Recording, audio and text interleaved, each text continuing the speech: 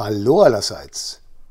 Ich bin Peter Pernsteiner und zeige mal wieder ein Auspackvideo über ein Erwachsenenspielzeug im Maßstab 1:32.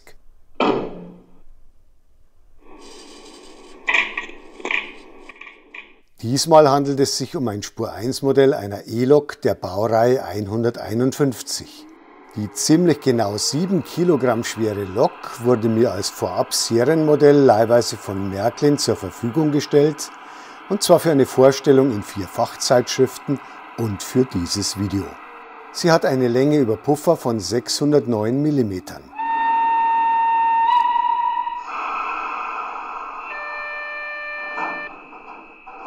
Nach dieser ersten kleinen Probefahrt zeige ich unter anderem, was zum Lieferumfang der Lok gehört und wie sie ausgepackt wird. Zudem werfe ich einen Blick in die Bedienungsanleitung und nach dem Auspacken zeige ich auch viele Details des Fahrwerks. Während ich die digital aktivierbaren Sounds abspielen lasse, gibt es Nahaufnahmen der Lok. Schließlich ist die Lok im Fahreinsatz auf einem Diorama und auf meinen Testgleismodulen zu sehen und natürlich auch zu hören. Und zwar ganz ohne störende Worte von mir. Von der Baureihe 151 wurden 1972 bis 1978 insgesamt 170 Stück gebaut. Einige sind auch jetzt im Jahr 2024 noch im sogenannten schweren Güterzugdienst im Einsatz. Märklin hatte die Baureihe 151 als Spur-1-Modell im Herbst 2022 in 7 Varianten der Epochen 4 bis 6 angekündigt. Das Original dieses Vorab-Serienmodells von Märklin war beim privaten Eisenbahnverkehrsunternehmen Locomotion von Januar 2016 bis Januar 2024 im Einsatz. Jetzt zeige ich, wie die Lok verpackt ist. Dieser schick gestaltete Verkaufskarton ist 80 x 21 x 25 cm groß und wiegt knapp 10,7 Kilogramm. Darin liegen die obligatorischen Stoffhandschuhe, eine Telex-Kupplung zur alternativen Montage an der Lokfront, ein Gabelschlüssel und eine Vorbildschraubenkupplung sowie weitere Kleinteile, die man am Lokende anbringen kann, wenn man dort die ab Werk montierte Telex-Kupplung abschraubt. In der Mitte der Verpackung befindet sich noch die Garantieurkunde und eine Bedienungsanleitung, in die ich jetzt mal kurz reinblicke. Sie hat 36 Seiten, auf denen in 6 Sprachen einige wichtige Dinge zur Verpackung der Lok zu sehen sind. Dann folgen unter anderem Sicherheitshinweise und eine Auflistung der 31 Digitalfunktionen und einige Decoder-Einstellungen. Das wiederholt sich auch in den anderen Sprachen.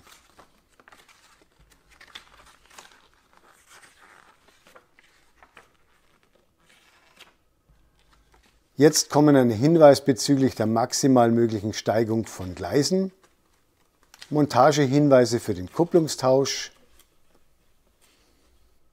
und eine Explosionszeichnung sowie Ersatzteilinformationen.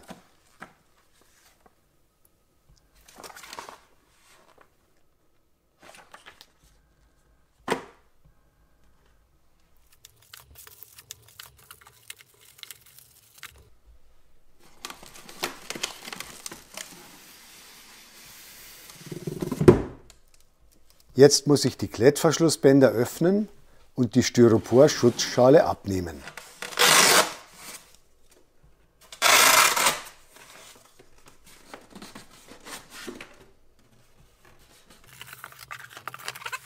Es folgt ein erster Blick auf das Modell.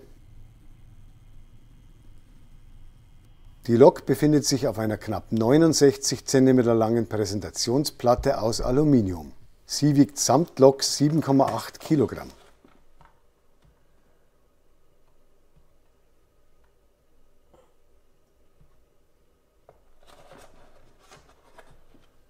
Zur Abnahme der Lok verwende ich eine Schaumstoffunterlage.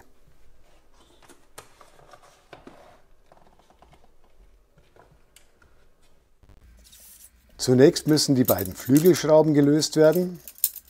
Dann wird die Transportplatte abgezogen Nun müssen noch die Bolzen zur Lokfixierung mit dem Gabelschlüssel gelöst werden und anschließend inklusive Halterahmen abgezogen werden. Die Drehgestelle sind inklusive Schienenräumer etwa 23 cm lang und lassen sich in einem weiten Bereich drehen. Die vordere Achse lässt sich etwa 1 mm horizontal verschieben. Die mittlere Achse hat horizontal 5 mm Spiel und die hintere wieder 1 mm. Die Kugellager der Achsen sind nach oben abgefedert. Auch die am hinteren Ende ab Werk montierte Telex-Clown-Kupplung lässt sich sehr weit auslenken. Das alles sorgt dafür, dass die 609 mm lange Lok auch Gegenbögen durch enge Märklin-Gleisradien mit nur 1020 mm problemlos bewältigt. Jetzt kurz ein Blick zum Antrieb des Modells. Über beiden Drehgestellen sitzt jeweils ein in Längsrichtung verbauter Motor.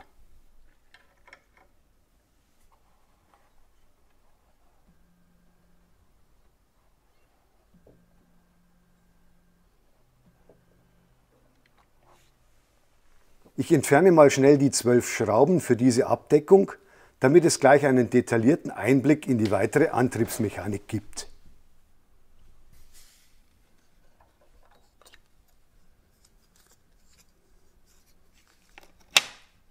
Hier ist das Achsgetriebe von oben vom Motor. Dann folgt eine erste Kardanwelle zum nächsten Achsgetriebe. Hier ist die zweite Kardanwelle rüber zum dritten Achsgetriebe. Die Stromübertragung zum Decoder erfolgt über Achsschleifer und über die Kugellager der ersten und der dritten Achse.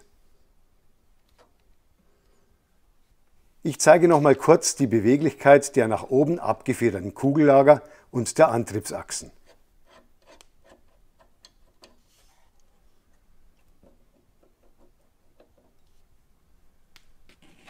Und jetzt fixiere ich die Abdeckung wieder.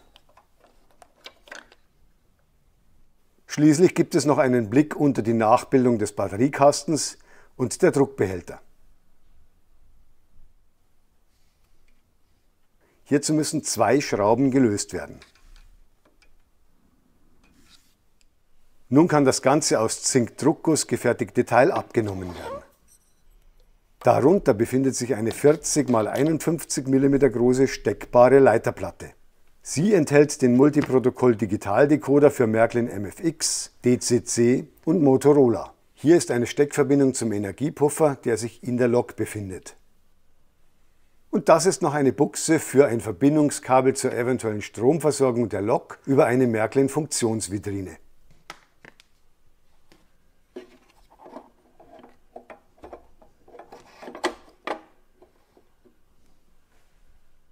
Schließlich noch kurz ein Blick zur Lokfront.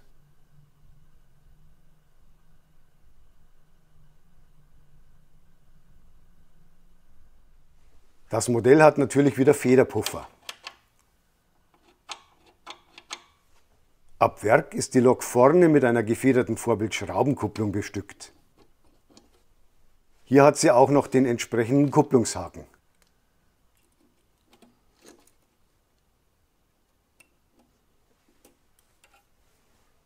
Zudem sind vorne auch einige filigrane Zurüstteile montiert und es gibt bewegliche Schläuche. Hier zeige ich nochmal schnell diese zusätzlich auch fürs Lokende in Tütchen beigepackten Kleinteile.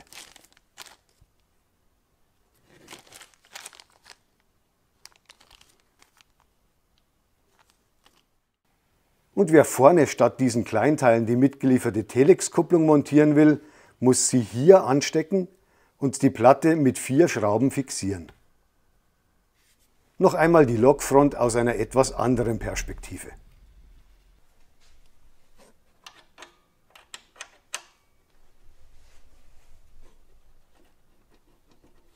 Jetzt wird es aber wirklich mal Zeit, dass die Lok auf ein Gleis kommt. Ich zeige zunächst die Lichtfunktionen. Das Modell hat eine 3-Licht-Spitzenbeleuchtung und bei Fahrtrichtungswechsel rote Schlusslichter. Das Flackern der weißen LEDs hängt wohl mit einer Interferenz mit meiner Kamera zusammen. Mit bloßen Augen habe ich kein Flackern gesehen.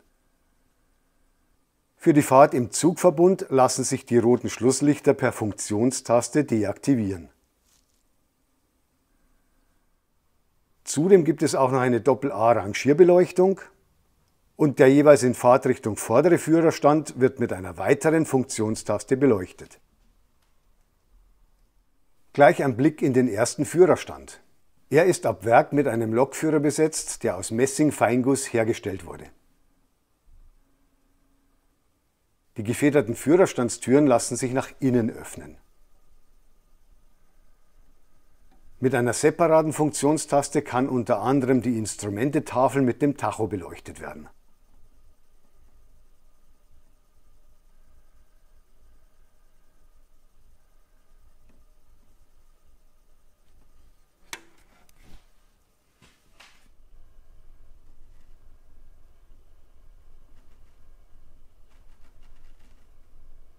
Hier lässt sich schon erahnen, dass noch etwas zusätzlich zum Tacho beleuchtet wird.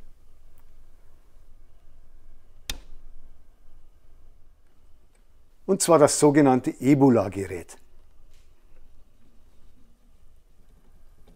Wer diese Abkürzung nicht kennt, das ist der elektronische Buchplan mit Verzeichnis der Langsamfahrstrecken. Dieses System wurde wohl ab 1998 in alle Triebfahrzeuge und Steuerwagen der DB eingebaut. Ich zeige das Ebola-Gerät nochmal im Führerstand 2, weil dort kein Lokführer die Sicht versperrt.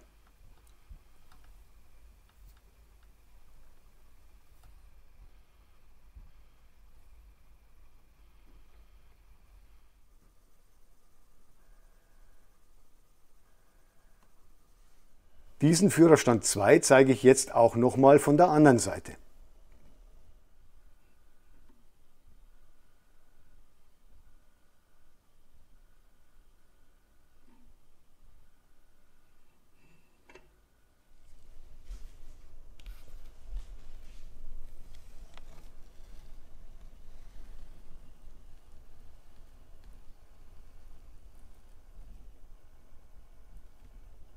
Als weitere Lichtfunktion gibt es das Anfahrlicht unter der jeweils rechten Führerstandstüre.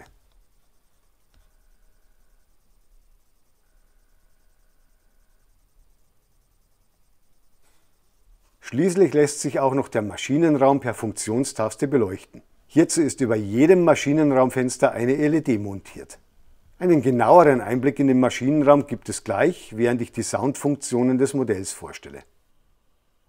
Ich komme nun zu den im Digitaldecoder gespeicherten Geräuschen. Dabei zeige ich auch einige Detailaufnahmen des Modells. Das Fahrgeräusch selbst gibt es dann später bei den Probefahrten. Und einige der Geräusche, die ich jetzt abspiele, gibt es auch später nochmal. Zunächst die Pfeife in Abhängigkeit von der Tastendrucklänge.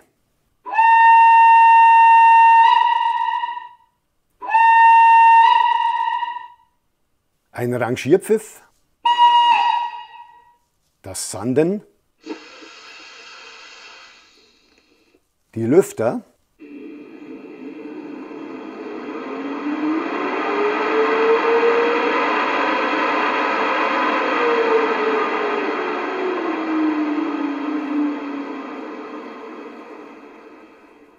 Druckluft ablassen,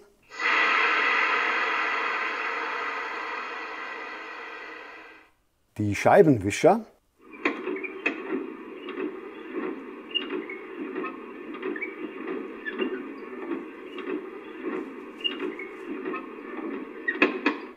die Führerstandstüre auf und wieder zu. Umgebungsgeräusche von einem Bahnhof.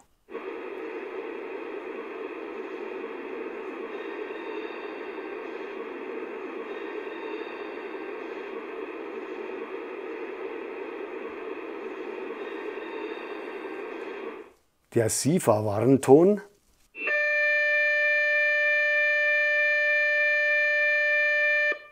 Ein Kompressor.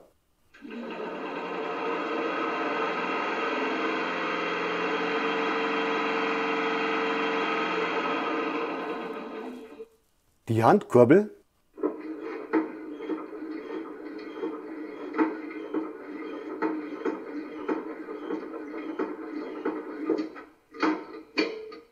Ein kurzer Kabinenfunkdialog. Rangierdisponent an TF-Zug Nummer 55257. Bitte an Gleis 63 auf 3 wartende Containerwagen aufkuppeln, danach warten, bis der Rangierdienst den kompletten Zug bereitgestellt hat. Okay, verstanden. Und dann gibt es noch eine Multi-Haltestellenansage mit insgesamt 5 verschiedenen Ansagen, die am Bahnhof abgespielt werden können, um vor einem durchfahrenden Güterzug zu warnen. Bitte Vorsicht auf Gleis 3. Ein Güterzug fährt ein. Von der Bahnsteigkante zurücktreten. Die nächste Ansage. Achtung, Zug wird bewegt. Nummer 3. Achtung, Bahnsteig 2. Güterzug fährt durch. Bitte Vorsicht. Kinderwagen und Gegenstände festhalten. Die 4. Ansage. Bitte Vorsicht am Gleis. Ein Güterzug fährt durch. Und die 5. Achtung an Gleis 1. Ein Zug fährt durch. Und beim nächsten Tastendruck kommt die erste Ansage wieder. Bitte Vorsicht auf Gleis 3. Ein Güterzug fährt ein. Von der Bahnsteigkante zurücktreten. Jetzt folgen noch 2 Sounds, die mit Bewegungsfunktionen kombiniert sind. Zunächst das Geräusch für die weit ausschwenkbaren Telex-Kupplungen.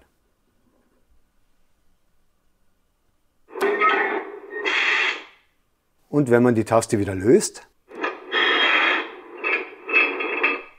noch einmal aus einer etwas anderen Perspektive.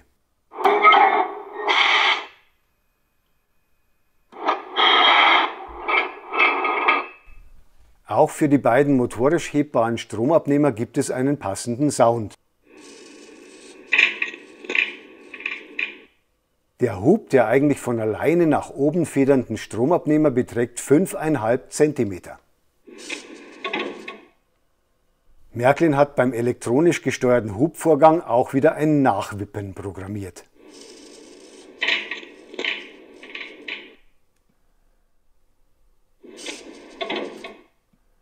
Jetzt folgt noch der Stromabnehmer über dem Führerstand 2.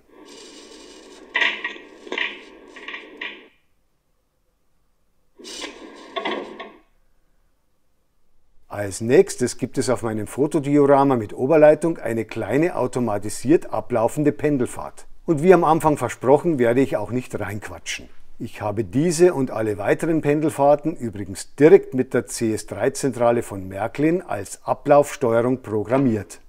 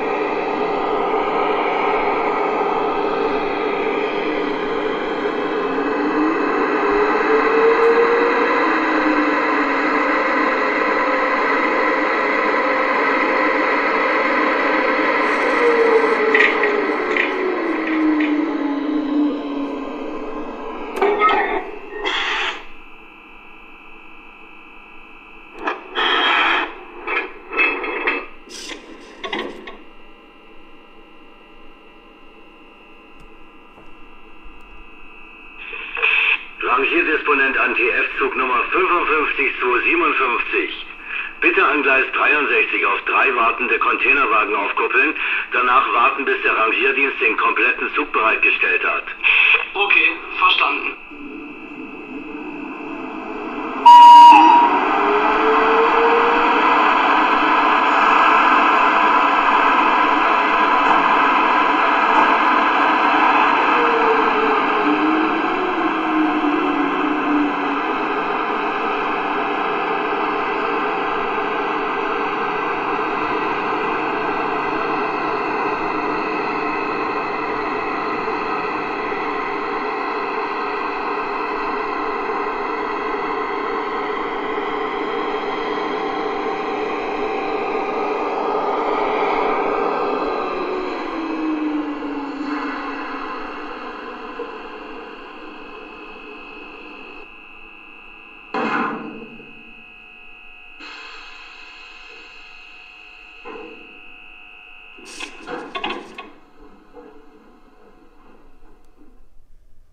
Jetzt zeige ich dieselbe Lok noch einmal mit derselben programmierten Ablaufsteuerung, aber mit der anderen Lokseite und in die andere Richtung fahrend.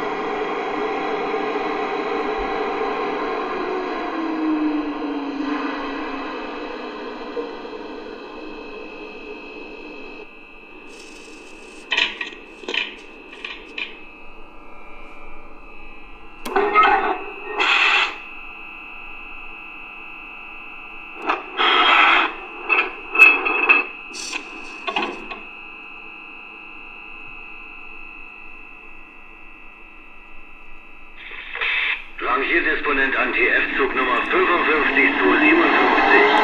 Bitte an Gleis 63 auf 3 warten der Containerwagen aufkoppeln. Danach warten, bis der Rangierdienst den kompletten Zug bereitgestellt hat. Okay, verstanden.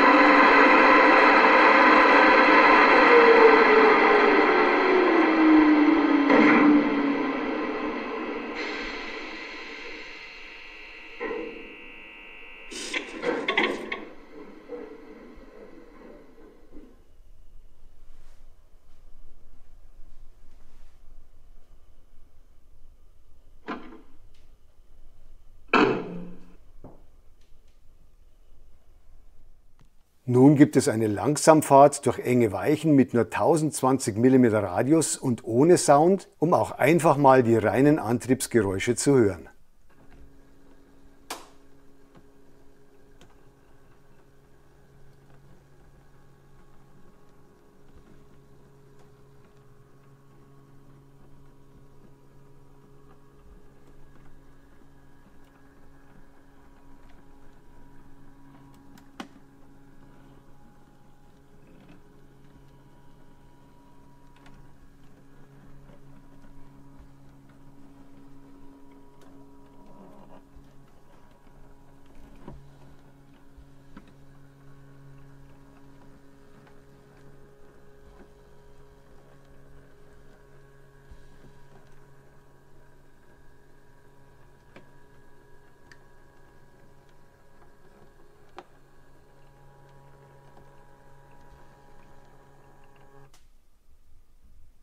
Mit den nächsten 2 Testfahrten zeige ich, wie kräftig der Energiepuffer der Spur 1 Loks von Märklin ist. Ich fahre jetzt gleich mit aktiviertem Sound in der niedrigsten Geschwindigkeitsstufe los. Bei Erreichen des Meterstabes deaktiviere ich dann mit Hilfe der Stoppfunktion der Zentrale den Strom auf den Gleisen.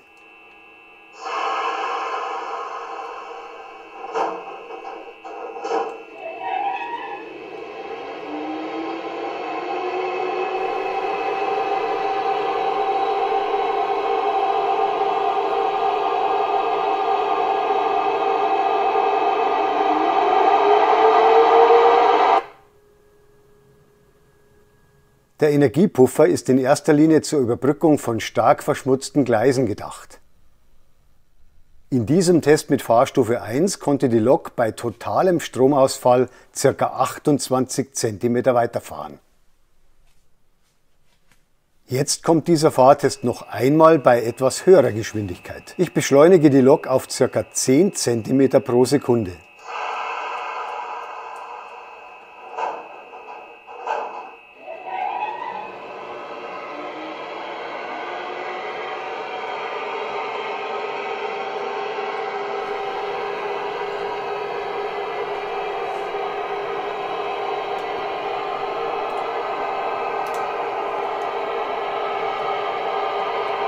Wie man sieht, fährt das Modell nun deutlich weiter.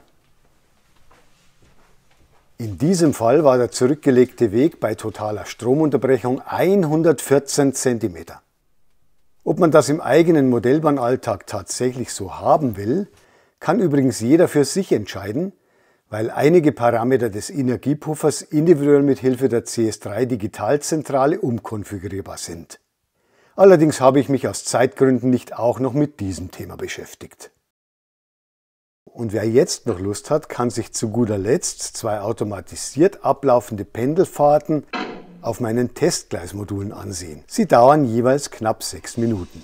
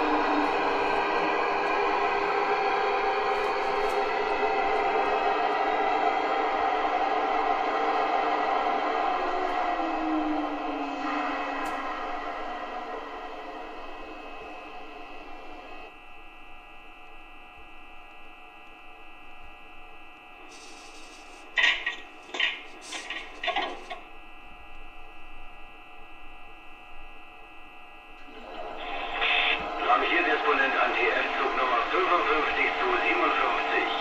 Bitte an Gleis 63 auf 3 wartende Containerwagen aufkuppeln, danach warten, bis der Rangierdienst den kompletten Zug bereitgestellt hat. Okay, verstanden.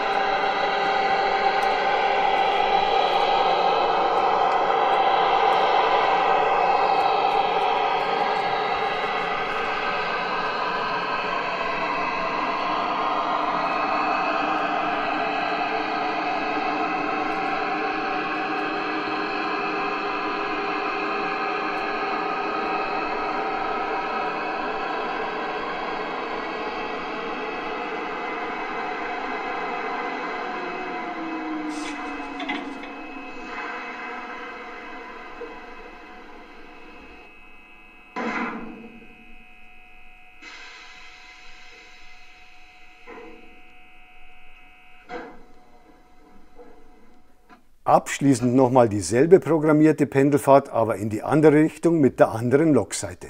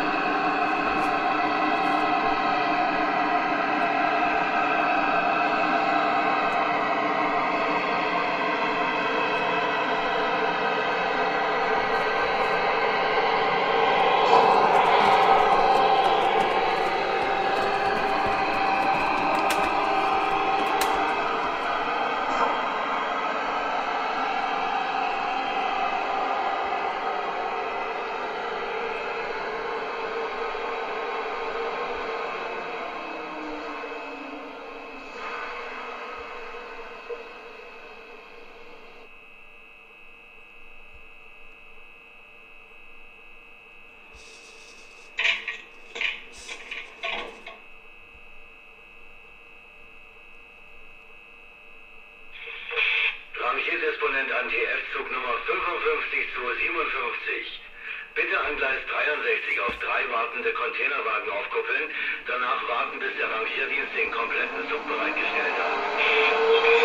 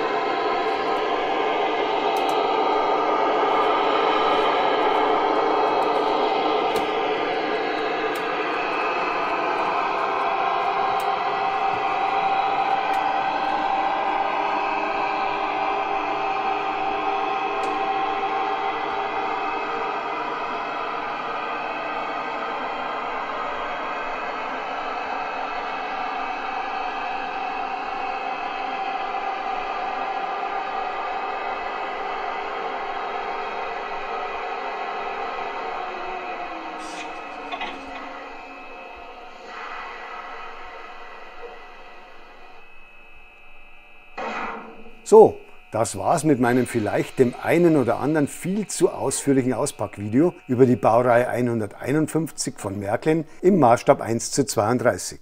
Ich hoffe, es hat trotzdem Spaß gemacht und ich würde mich sehr freuen, wenn Sie mal wieder auf meinem Kanal vorbeischauen würden. Servus, bis zum nächsten Mal, Ihr Peter Pernsteiner.